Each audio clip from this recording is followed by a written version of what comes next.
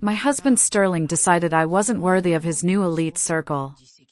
He told me not to show up at the company party I helped him build, and his family sided with him. For once, I didn't argue, I just left for the coast. As the sunset faded, my phone lit up dozens of messages. Hello everyone. Thank you for being here with me today. Before I begin my story, I'd love to know which city you're joining us from. Please feel free to share in the comments. Now, let me take you into this story. The morning started like any other, only tighter, somehow. Sterling, my husband, was already in his designer suit by 5:45 a.m., adjusting his tie in front of the full-length mirror we'd installed specifically to catch the morning light. It was the day of the huge Series C investor gala for Nexus Technologies, the company we had built from the ground up. I walked into our bedroom, the one we'd shared for 7 years, and offered to run through his pitch with him. I'd done this thousands of times. I knew the script better than he did. Stand there, he directed, pointing to a corner near the bathroom door, not turning around. I need to practice my investor pitch, and you're distracting me. I had a hot flash crawl up my neck. I remember offering a simple suggestion about the phrasing of the salary projections. He finally turned, but only to look at his reflection, not me. Actually, just leave. This is for a different caliber of audience than you're used to. These are international venture capitalists, not your old McKinsey clients. Ouch. Those old McKinsey clients were the lifeblood of Nexus's first year, but that contribution had apparently been erased from the official narrative. Then came the real gut punch. My mother, Prudence, will be there tonight to support me properly. She understands this world. I stood frozen in the doorway, watching him practice smiling at himself, the confident, smooth smile that wasn't his, and I finally realized it. I had become invisible in my own marriage. The signs had been accumulating for months, small, paper-cut insults I'd explained away as stress from the funding round. But watching him rehearse facial expressions like an actor, I understood this wasn't stress. This was who Sterling Morrison had become. Or maybe, who he'd always been underneath the startup hoodies and the vulnerable moments when he desperately needed me. 3 years ago, Sterling couldn't even stand in front of a mirror without breaking into a sweat. I remembered finding him in our garage at 3 a.m., trying to memorize a 2-minute pitch. His hands shook so badly he couldn't hold the paper steady. I'd spent that entire night coaching him through breathing exercises, recording him on my phone. By morning, he delivered the pitch flawlessly and secured our seed funding. Now, he was dismissing my former clients as if they were nothing. Those same connections I leveraged from my 5 years at the firm, calling in favors, arranging meetings on weekends, turning casual coffee conversations into product demonstrations. 3 contracts worth $2 million in recurring revenue that kept Nexus alive through its first year. I sacrificed my own potential promotion track at McKinsey for his dream. Are you still here? Sterling asked, still facing the mirror, practicing his co-laugh, the one that sounded nothing like his real, slightly nasal laugh. I hadn't heard the real one in 6 months. I walked back to the kitchen. My bare feet were silent on the marble floors we'd chosen together when we signed the lease for this penthouse.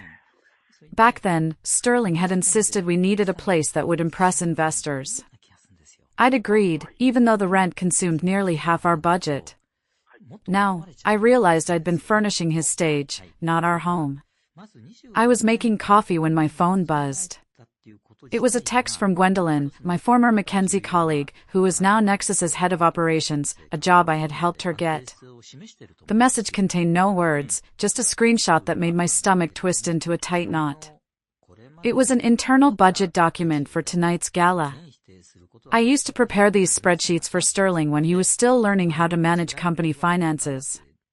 Under a section labeled Strategic Considerations was the line item that chilled me: attendance optimization, spousal attendance limited to board members and C-suite executives meeting specific criteria. And then the note beneath it, specific and vicious: S. Morrison does not align with current corporate positioning. Refer to Family Advisory Input. Family Advisory Input. That meant Prudence and Leland Morrison, Sterling's parents. The same people who'd spent the first year of Nexus calling it Sterling's expensive hobby and suggesting he return to law school. They only changed their tune when the Series B funding hit, and suddenly their son was worth $20 million on paper.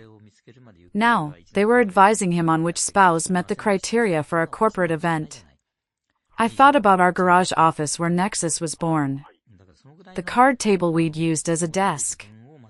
The air mattress we'd inflated when we were too exhausted to drive home safely after 18-hour coding sessions. I'd written half the initial platform code while Sterling focused on the architecture. My contributions were baked into every line of the product that had made him rich. I walked the document over to the kitchen island, staring at the cold, hard proof. It was deliberate. It wasn't about stress or distraction. It was a corporate decision. I rang Gwendolyn immediately. She answered on the first ring, her voice low and careful. "Linnea, I'm so sorry," she whispered. "I just saw the final attendee list. I can't believe they're doing this to you."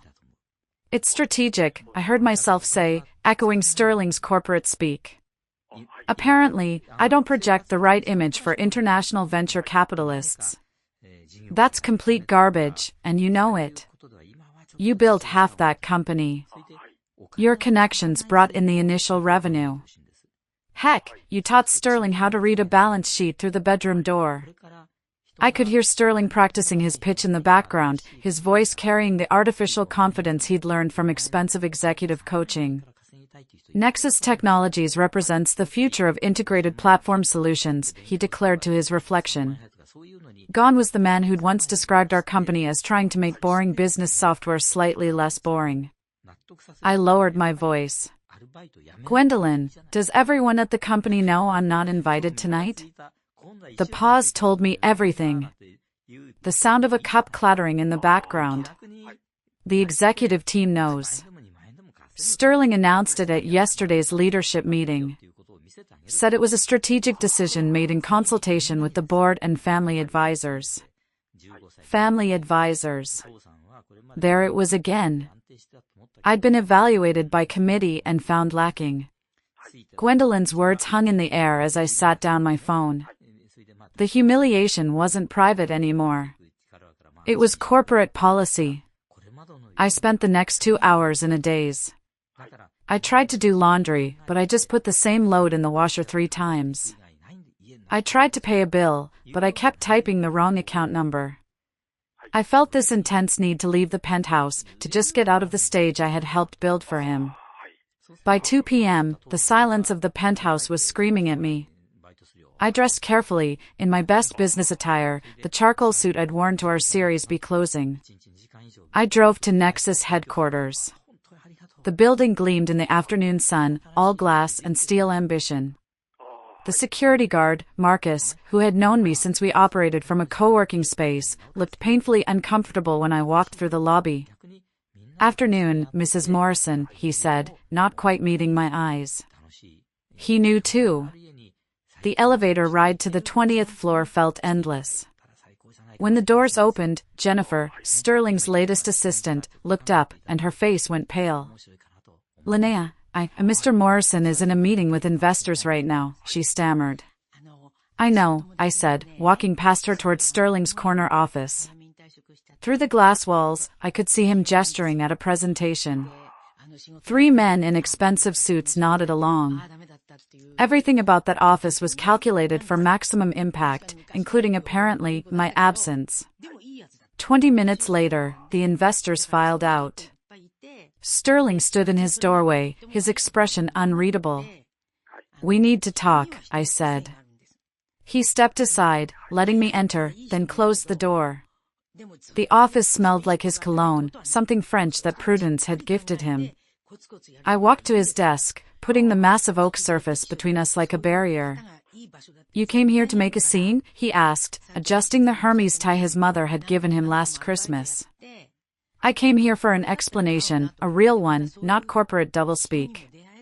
Sterling sighed, the way he did now when he thought I was being unreasonable. "Linnea, these investors tonight, they're not from Seattle. They're Silicon Valley elite, international venture capitalists who expect a certain level of sophistication.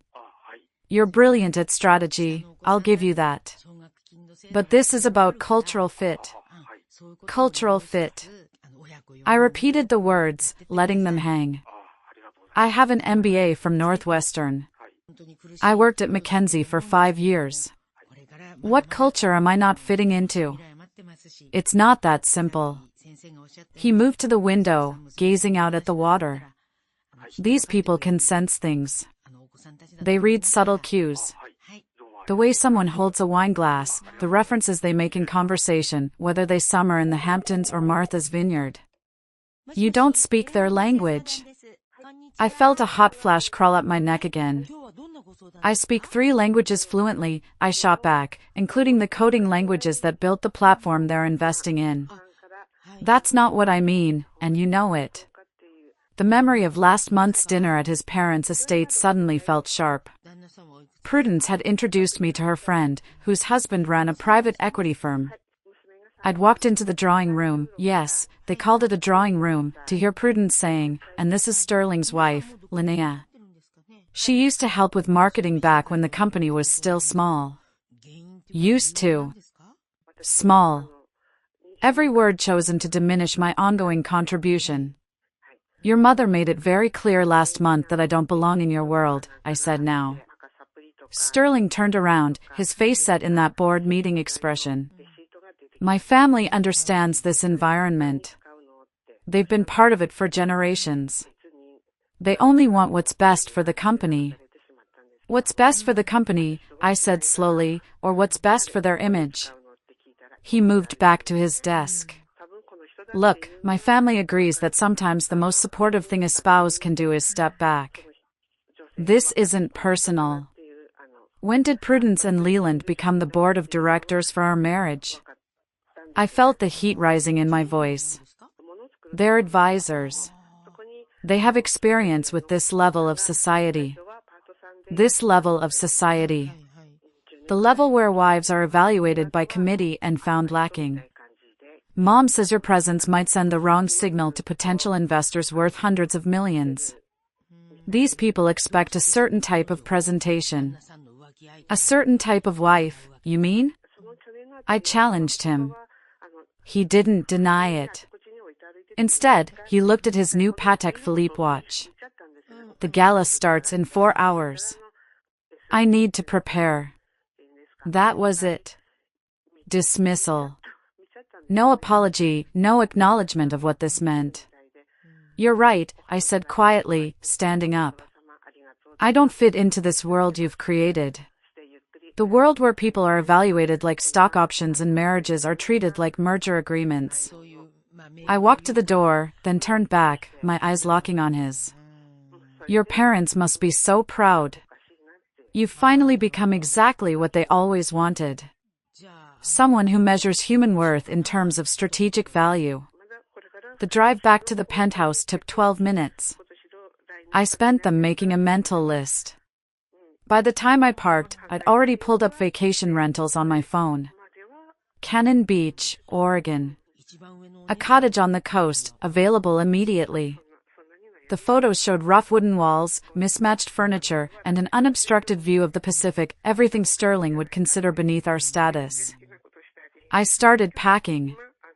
I chose clothes Sterling had always criticized. The comfortable jeans he said looked too casual, the university sweatshirts he claimed were not appropriate for someone in our position, the old sneakers he tried to throw away because they weren't designer brand.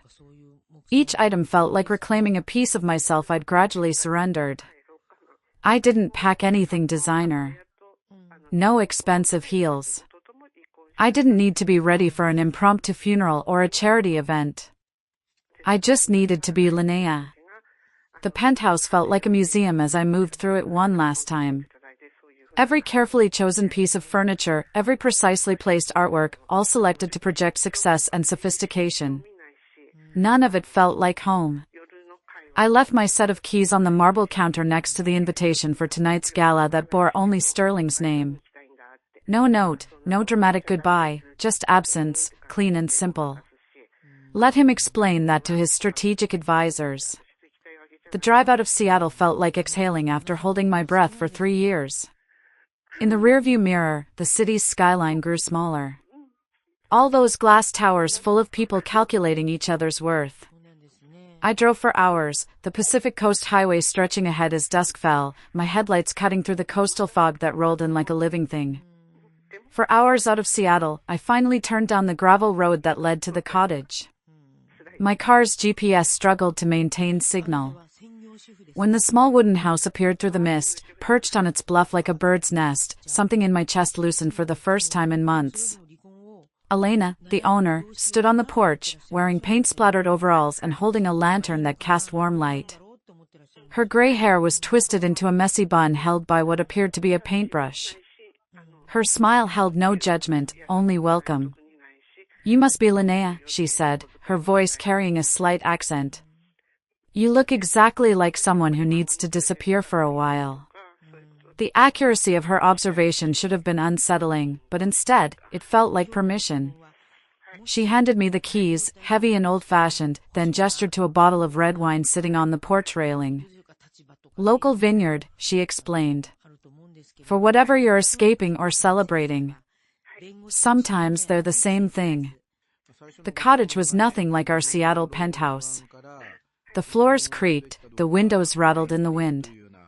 But when I sat down my suitcase and looked through the salt-hazed windows at the endless ocean, I felt more at home than I had in years. That first night, I sat on the worn couch with Elena's wine and listened to the ocean's constant conversation with the shore. No city sounds, no email notifications, no Sterling practicing speeches.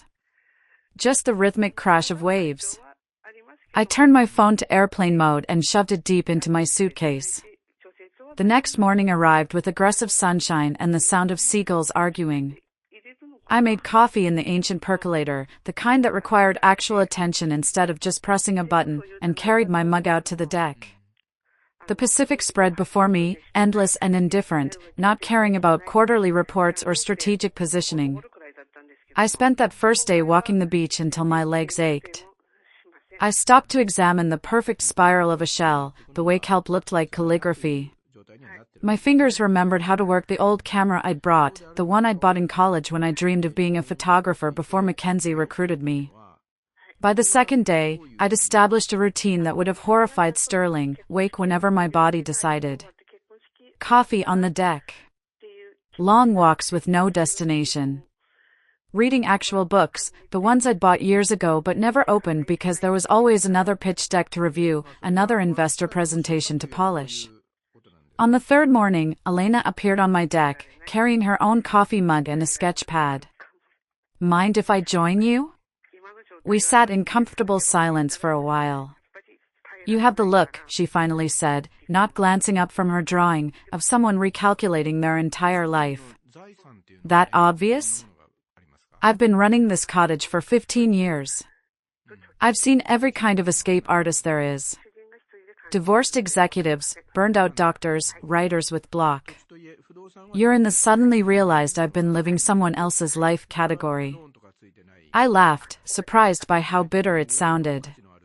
My husband decided I wasn't sophisticated enough for his new social circle. Specifically, I don't meet the criteria for attending his company's investor gala, the one for the company I helped build. Elena snorted, returning to her sketch. "He got successful, and suddenly you weren't the right kind of accessory anymore. His parents agree I might send the wrong signal to international investors. You know what I love about the ocean? It doesn't care about your net worth. Waves crash the same for billionaires and artists. The tide doesn't check your portfolio before it comes in." That afternoon, I did something I hadn't done in 3 years. I cooked a meal without checking the time, without worrying whether it photographed well enough for the social media presence Sterling insisted we maintain. I made pasta with butter and garlic and ate it on the deck while the sun set. Later, I found a yellowed, empty journal. I started writing. At first, it was about Sterling, the hurt, the humiliation. But gradually, other things emerged. The photography business I'd dreamed of starting. The novel I'd outlined, but never written because there was always something more important to do for Nexus. The teaching position I'd turned down because Sterling said we needed to focus on our company. Except it had never been our company. It had been his company that I'd helped build, his dream that I'd supported. Somewhere in those 3 years of coding in spreadsheets, I'd forgotten that I'd once had dreams, too. Dreams that didn't involve IPOs or market valuations. The fourth morning turned into the fourth evening. I was sitting on the deck with a glass of Elena's wine. October 7th, 7:15 p.m. 400 miles away, the doors of the Fairmont Olympic Hotel's Grand Ballroom would be opening for the Nexus Technologies Investor Gala. I could picture it perfectly. The ballroom transformed with the precise lighting we'd selected. The floral arrangements from the vendor I'd researched. The signature cocktails I'd suggested based on the German investors' preferences I'd discovered through careful investigation of their previous events. Every detail bearing my invisible fingerprint while my actual presence had been deemed inappropriate. My phone sat face down on the wooden table, still in airplane mode. But curiosity, that terrible human flaw, began its familiar itch. What if something had gone wrong with the catering? What if Sterling's presentation had technical difficulties? At 7:43 p.m., I turned on my phone. The screen erupted immediately. The notification sound became one continuous buzz as messages flooded in faster than the device could process them. 26 missed calls, 42 texts, 17 emails marked urgent. The phone actually grew warm in my hand. Gwendolyn's name dominated the missed calls. Her text started professionally and descended into chaos. Linnea, please call when you get this. Something's happened with the German investors. Sterling needs you to call immediately. Call me now. Everything is imploding. Where are you?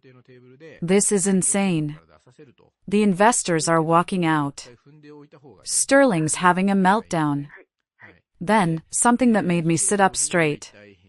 A text from Prudence Morrison. In 7 years of marriage, my mother-in-law had never contacted me directly. Urgent family emergency. You must call immediately. I called Gwendolyn first. She answered before the first ring finished. Thank God, she gasped. I could hear chaos in the background, raised voices, chairs scraping, someone shouting about damage control. Linnea, where have you been? Everything's falling apart. What happened? The Germans happened. The due diligence documents. Oh God, Linnea. I tried to warn Sterling, but he wouldn't listen. I tried to keep my voice steady. Gwendolyn, slow down. What about the documents? I heard her take a shaky breath. You know that junior analyst Sterling hired last month? Kevin something. He was assigned to compile the due diligence package for the German investors. Sterling told him to be thorough, to include everything that showed Nexus's operational excellence. My stomach tightened. And he included everything, Linnea. Everything. Gwendolyn's voice dropped. All the internal communications about tonight's gala, the budget documents, the email chains, including the strategic considerations document that listed you as excluded for not meeting criteria, and including Sterling's email to the board where he wrote, she paused, and I could hear papers rustling. Where he wrote, my wife's presence might send the wrong signal about our corporate sophistication. After consultation with my family advisors, we've determined her attendance would not align with our positioning for international investment. The wineglass slipped from my hand, shattering on the deck. Red liquid spread across the weathered wood like blood. The Germans saw it, Gwendolyn whispered. Corinne Hoffman herself, you know, the managing partner of Rain Technic Ventures, the one controlling $2 billion in assets. She was reviewing the documents during the cocktail hour. Sterling was in the middle of his presentation about Nexus's values and corporate culture when she stood up. She stood up? In front of everyone, Linnea, 200 people, all the major investors, the entire board. She held up her tablet with the document displayed and said, "I'm not exaggerating," she said. "Mr. Morrison, could you explain why your wife, who according to your own company history helped build this platform, has been excluded from tonight's event for failing to meet sophistication criteria?" I sank into the deck chair, my legs suddenly unable to support me. The room went dead silent. Gwendolyn continued. Sterling tried to explain, said it was taken out of context, that it was a mutual decision. And then Corinne said, "God, everyone heard it, we don't invest in companies whose leadership treats people as strategic liabilities. If this is how you value the person who helped build your company, how will you treat other stakeholders when it becomes convenient?" She said that into the microphone. Her words echoed through the ballroom. Then she closed her portfolio, stood up, and walked out. Her entire team followed. 6 other international firms left with them. The Americans are still there, but they're all on their phones with their boards. The press was invited tonight. Tech bloggers, financial reporters. Someone already posted about it on Twitter. It's trending. The headline is Nexus Co-excludes wife from gala for lacking corporate sophistication. I finally looked at my own notifications. Messages from numbers I didn't recognize, LinkedIn requests, even a text from my college roommate asking if I'd seen the news. Gwendolyn added one last detail. Before Corinne left, she walked past Sterling and said loud enough for others to hear, "Success that requires diminishing those who helped you achieve it isn't success. It's just ego with a business plan." She's my new hero. Gwendolyn hung up, leaving me alone with the shattered glass and the roaring sound of the waves. I watched the notification numbers climb, 57 unread texts, 31 missed calls, emails multiplying like a virus. Financial news apps started sending alerts. Nexus Technologies stock plunges in after-hours trading. German investment firm withdraws from Nexus deal. Breaking, multiple investors exit Nexus gala following document leak. My phone rang. Sterling's photo appeared, the one from our wedding where he looked young and grateful. I let it go to voicemail. I finally started listening to the voicemails at 8:47 p.m. Sterling's first message still carried his controlled, measured CEO voice. "Linnea, we have a situation that requires immediate management. There's been a misunderstanding about tonight's documentation. Call me back so we can coordinate our response. This affects both of us." 60 words. The second message, timestamped 12 minutes later, showed cracks. "Linnea, I know you're getting these messages. The German investors have withdrawn. The press is involved. We need to present a unified front. Please call me." 40 words. By the third message, his voice was urgent. "Linnea, please. The board is meeting right now. They're talking about my resignation. 3 more firms just pulled out. That's $280 million in commitments gone.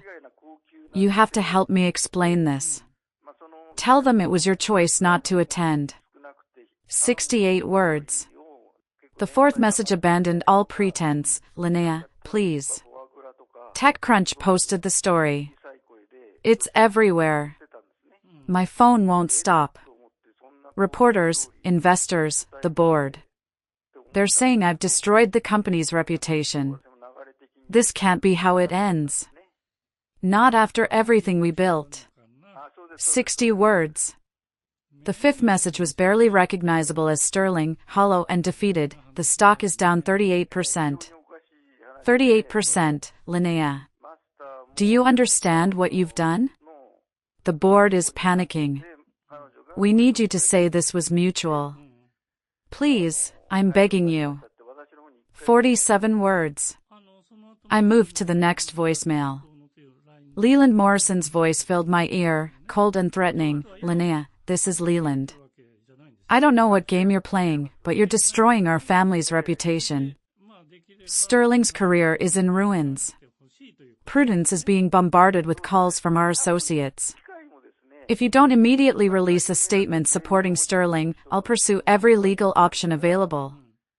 This vindictive destruction ends now." 80 words. Vindictive destruction. As if I'd orchestrated this. As if I'd written the documents that excluded me. The next message made me actually laugh, sharp and bitter. Prudence's voice, trying for warmth but achieving only condescension. Linnea, dear, surely we can handle this like adults. Yes, there were some unfortunate misunderstandings about tonight's event, but that's no reason to let Sterling's career burn. Surely you can put aside your feelings for the sake of the family reputation. We've always welcomed you, despite the differences in our backgrounds. Don't let pride destroy everything. Call me back so we can craft an appropriate response. 108 words. The next message was from David Winters, chairman of Nexus's board, the man who'd once called me Sterling's secret weapon. I listened with growing disbelief. Linnea, David Winters here. I'm calling with a proposal that could benefit everyone. The board is prepared to offer you a consulting contract for $200,000 for 6 months of advisory work. Minimal actual duties. In exchange, you'd sign a standard NDA and release a statement clarifying that you chose to skip tonight's event to focus on personal projects. This protects everyone's interests and allows us all to move forward. Call me back within the hour. 121 words. A bribe. They were trying to buy my silence. $200,000 to agree that I was exactly what they'd claimed, unnecessary, unsophisticated, better off absent. I sat there, watching the numbers climb. Emails from Forbes, The Wall Street Journal, Bloomberg. Each reporter sensing blood in the water. My phone battery dropped from 60 to 40% just from processing the incoming messages. Through it all, I watched the ocean. It continued its ancient rhythm, completely unbothered by the implosion happening 400 miles away. The waves crashed and retreated, indifferent to stock prices and corporate reputations. Another voicemail from Sterling. His voice was hollow, defeated. Linnea, the other investors are leaving. All of them. The entire gala is ending 2 hours early. Mom and Dad left without saying goodbye. I'm standing in an empty ballroom that cost us $40,000 to rent. Please just tell me what you want. What will it take for you to help me? What did I want? The question felt too big. I wanted the last 3 years back. I wanted the husband who'd cried with joy when our first customer signed. I wanted the life we'd planned before success had rewritten all our definitions. I realized I didn't want anything from Sterling or his family or Nexus Technologies. I didn't want apologies or the consulting contract David Winters had dangled like a carrot. I didn't even want revenge. Not really, because revenge required caring about the outcome. I wanted silence. They wanted me to participate in their panic. Every call, every text, every voicemail was an invitation to join their chaos, to help them manage the consequences of decisions they had made about my worth. Even David's bribe assumed I could be brought back into their narrative for the right price. I pressed the power button and held it until the screen went dark. Then I did something I hadn't done since college, before smartphones became extensions of our bodies. I found a small screwdriver in the cottage's kitchen drawer, removed the phone's back panel, and took out the battery. The device became just a rectangle of glass and metal, harmless and silent. The physical separation felt significant. It wasn't just airplane mode, which could be undone with a swipe. This required deliberate action to reverse, a barrier between me and the temptation to check just one more message, to witness the ongoing collapse of everything he'd built while excluding me from it. I sat there, watching the light fade over the Pacific. I had chosen silence instead of engagement. I had chosen peace instead of panic. I want you all to understand that this was the pivotal moment. This was my choice to reclaim myself. If you're still listening at this point, please help me by liking this video and commenting the number 1 below. This lets me know that you are awesome and that I understand you are accompanying me throughout this entire journey. Your help is a huge encouragement and truly cheers me on. Please comment the number 1 so I can recognize you, and now, please listen as I continue telling my story. The darkness was deep now. I poured another glass of wine.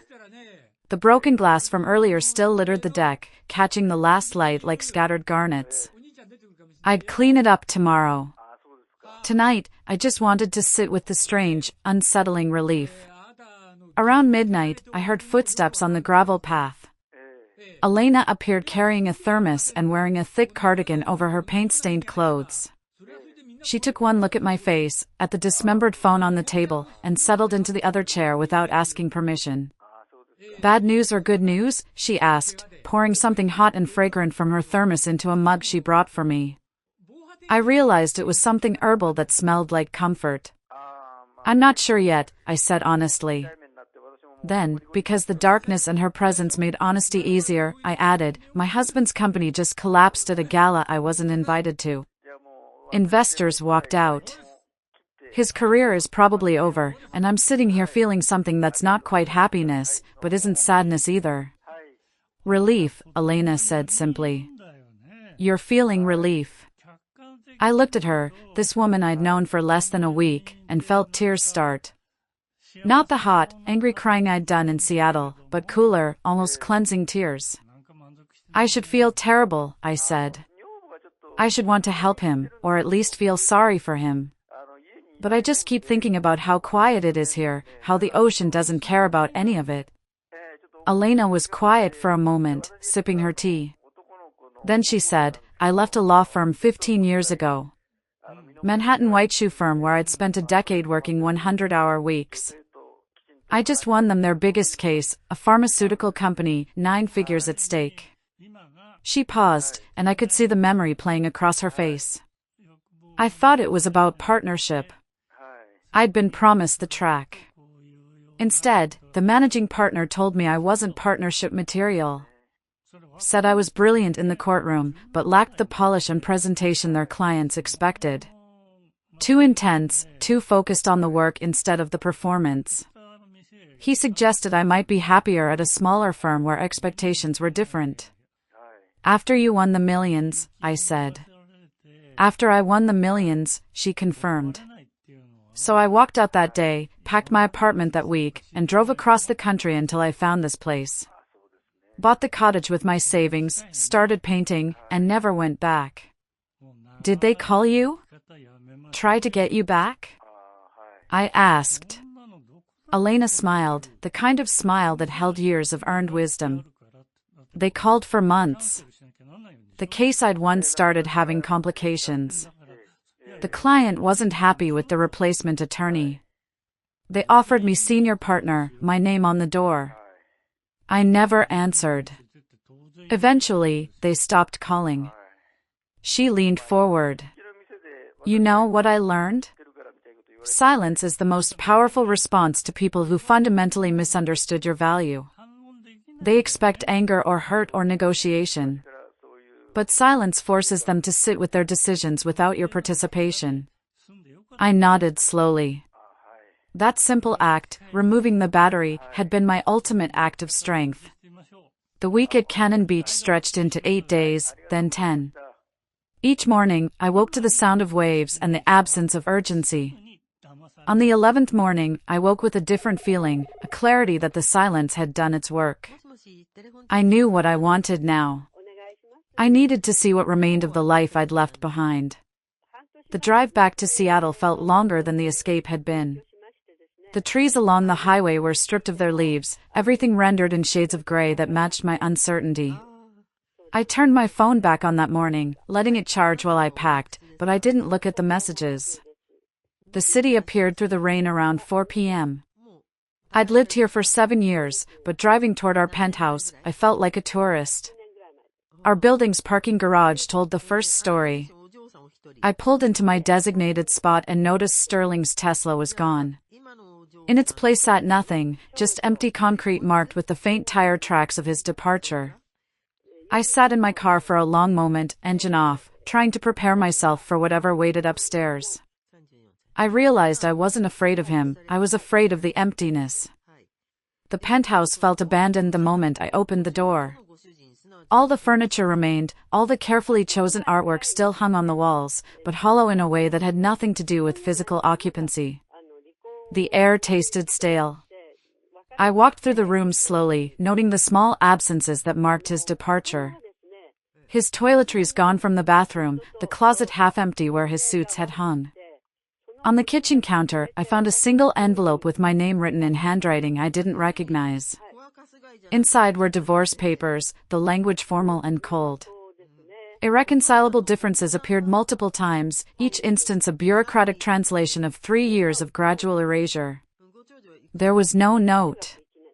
Sterling had communicated his final decision through his attorney, maintaining his professional distance even in the dissolution of our marriage. I should have felt something, anger, grief, or even relief. Instead, I felt only a distant curiosity, as if I were reading about someone else's divorce. The papers requested nothing unreasonable. Asset division would be negotiated. The penthouse lease was in both names. Everything could be handled through lawyers. No direct communication required. I left the papers on the counter and looked out at the city lights beginning to glow. Somewhere out there, Sterling was living in a corporate apartment, probably still practicing his executive presence. The thought held no satisfaction, no vindication. It simply was. The next morning, I met with Catherine Wright, the attorney Elena's friend had recommended. Her office occupied a modest suite far from the gleaming towers where Seattle's elite firms resided. The furniture was comfortable rather than impressive. "I've reviewed the divorce filing," Catherine said once we'd settled with coffee. "Straightforward language, no unusual requests. But I thought you should know what's been happening with Nexus Technologies since the gala incident." She pulled out a folder thick with printed articles and financial documents. The top page showed a graph of Nexus's stock valuation, the line dropping like a cliff edge after October 7th. 40% decline in valuation, Catherine continued, her finger tracing the descent. 3 board members have resigned, including your former father-in-law, Leland Morrison. The company lost not just the German investment, but 2 other international firms. Total capital withdrawal of approximately $400 million. I stared at the numbers. $400 million. The figure felt abstract, too large to attach to the small decisions that had led here. "Sterling's position?" I asked. "Still CEO, technically, but the board has stripped him of several key authorities. He's essentially a figurehead now while they search for replacement leadership." She paused. His parents, Prudence and Leland, withdrew their financial backing 2 days after the gala. According to my sources, Prudence Morrison told several people at her country club that they needed to protect their other investments from association with the scandal. The irony was heavy. Prudence, who'd been so concerned about my presence sending the wrong signal to investors, had herself sent the clearest signal possible by abandoning her son when his reputation became a liability. "There's more," Catherine said, sliding another document across her desk. "International expansion plans have been suspended indefinitely. The London and Singapore offices that were scheduled to open next quarter have been cancelled. Several key employees have left for competitors." "How many employees?" 43 in the last 10 days. "Including most of the original engineering team that built the platform with you and Sterling. I thought of those good engineers who'd taken salary cuts to join a startup, working impossible hours because they believed in what we were building. Now they were leaving." My phone rang. Gwendolyn's name. I answered, putting her on speaker with Catherine's permission. "Linnea, thank God," Gwendolyn said, her voice tight with stress. "Are you back in Seattle? Can we meet? The office feels like a graveyard. Half the desks are empty. The ones that aren't empty are occupied by people updating their LinkedIn profiles." "Sterling? He barely leaves his office. When he does, he looks like he hasn't slept in days. Prudence and Leland haven't been to a board meeting since the scandal broke. People are saying they're too embarrassed to show their faces." I arranged to meet Gwendolyn for coffee that afternoon at a small place near Pike Place Market, deliberately choosing somewhere far from Nexus's offices. Gwendolyn looked exhausted when she arrived, her perfect appearance softened by shadows under her eyes. We found a corner table where we could talk without being overheard. "It's dying," she said without preamble. "The company. I've been through acquisitions and layoffs before, but this is different. This is watching something rot from the inside because the foundation was corrupt all along." She paused to sip her coffee. "Investors are actively demanding Sterling's resignation. Not suggesting, demanding. The remaining board members are trying to figure out how to remove him without triggering the clause in his contract that would give him a massive severance package. He thinks this is about public relations, about managing a narrative," I observed. "Exactly. He doesn't understand that people saw exactly who he is and decided they don't want to do business with that person." My phone buzzed with an email notification. The sender's name made me pause. Corinne Hoffman. The German investor whose walkout had started everything. The subject line read, simply, "A conversation worth having." I opened it while Gwendolyn watched, curious. The message was brief and direct. "Miss Morrison, I hope this message finds you well. I wanted to reach out personally following the events of October 7th. I've been following your career and contributions to Nexus Technologies, and I believe you have been systematically erased from a narrative you helped create. I would like to discuss funding a consulting firm under your leadership. Anyone who helped build a company from nothing while being diminished at every turn deserves the chance to build something where their value is recognized. I'll be in Seattle next week if you're available to meet." I read it twice, then showed it to Gwendolyn, who read it once and started laughing, the slightly hysterical sound of someone who'd been waiting for good news in a desert of disasters. "Oh my God," Gwendolyn said, wiping a tear from her eye. "Corinne Hoffman wants to fund you. She controls $2 billion in assets. She doesn't make casual offers." The email sat on my phone screen, glowing with possibility. Somewhere across the city, Sterling was making desperate calls that went unanswered. His empire was crumbling under the weight of decisions made in consultation with family advisors who'd valued sophistication over substance. And here, in a modest coffee shop far from the towers of ambition, someone was offering me the chance to build something new, something where my value wouldn't need defending because it would be fundamental to the foundation. I looked at Gwendolyn, then back at the email, and felt something shift inside me.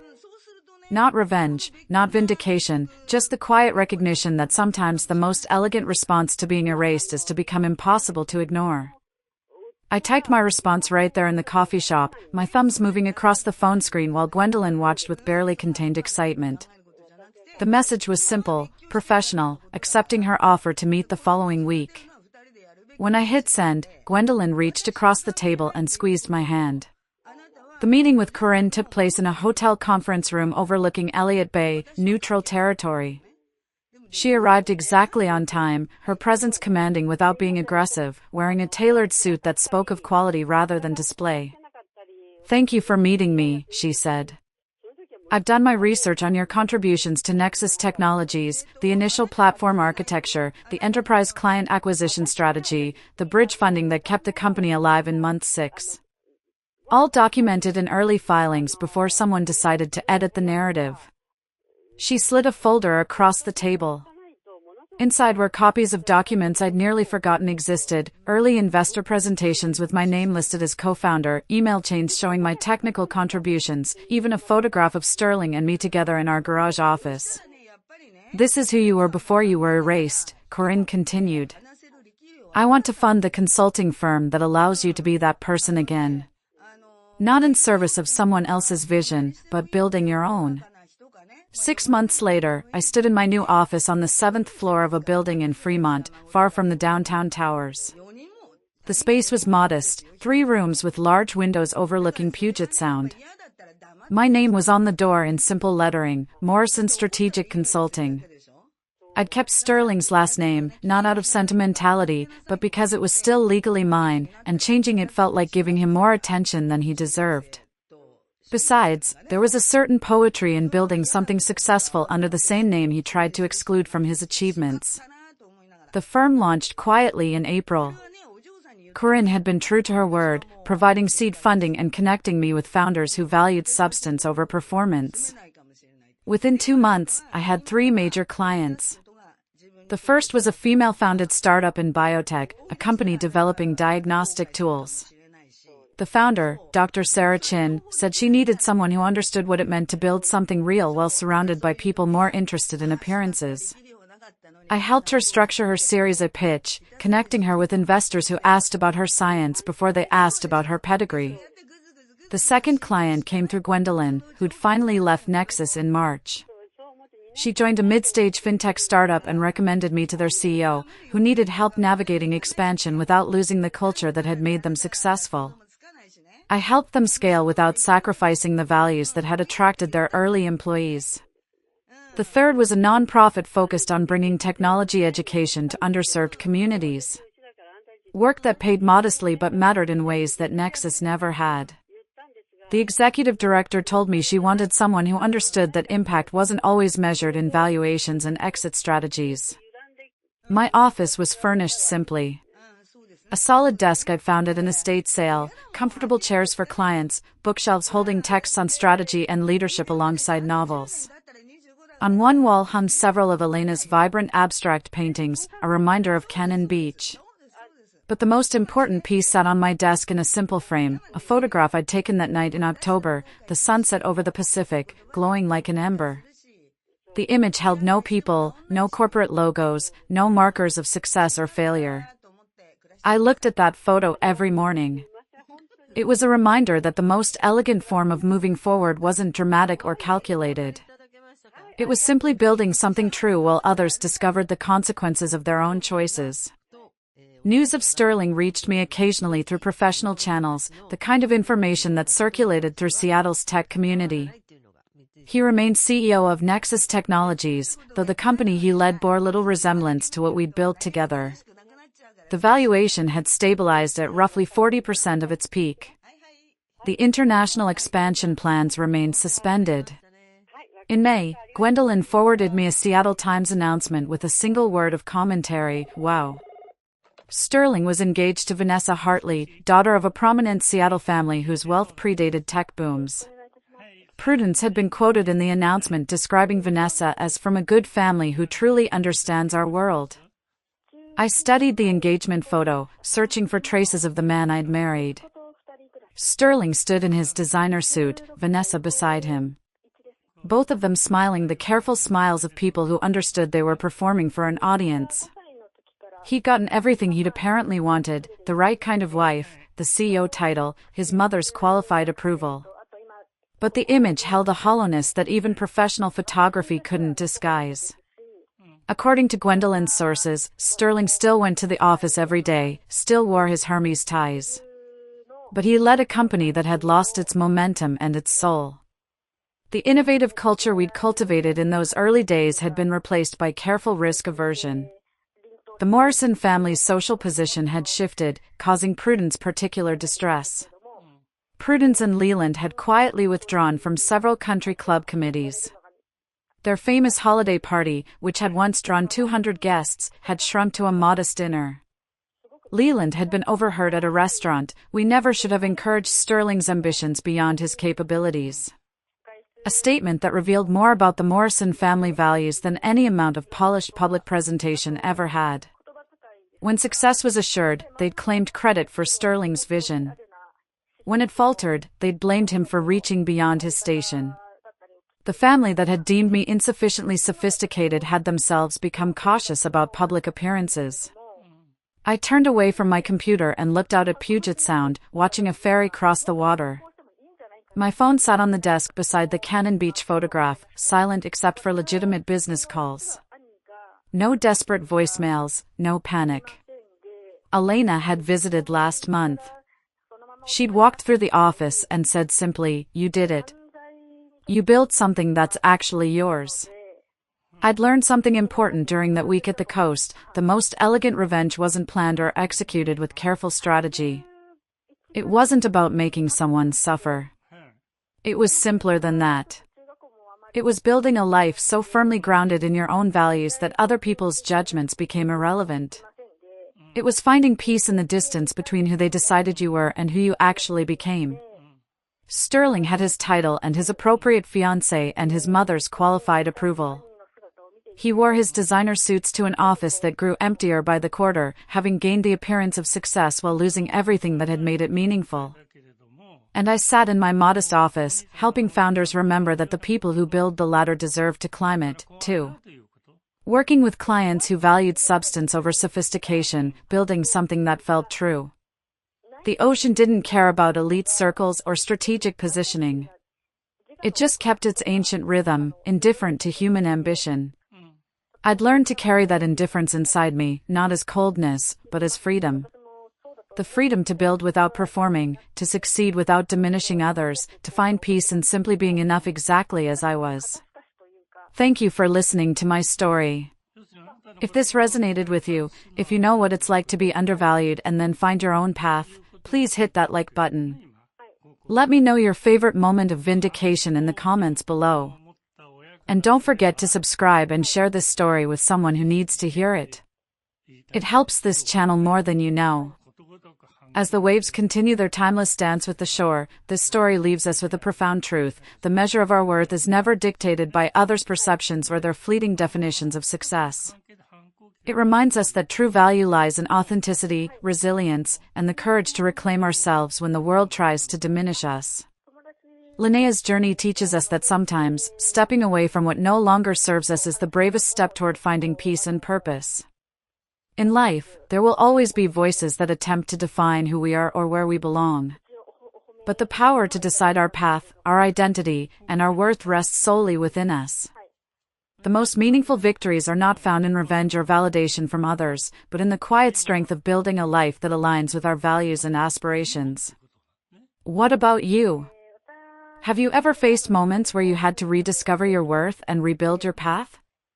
Share your thoughts below or simply comment good if this reflection resonates with you. Let's inspire each other to rise stronger and live authentically.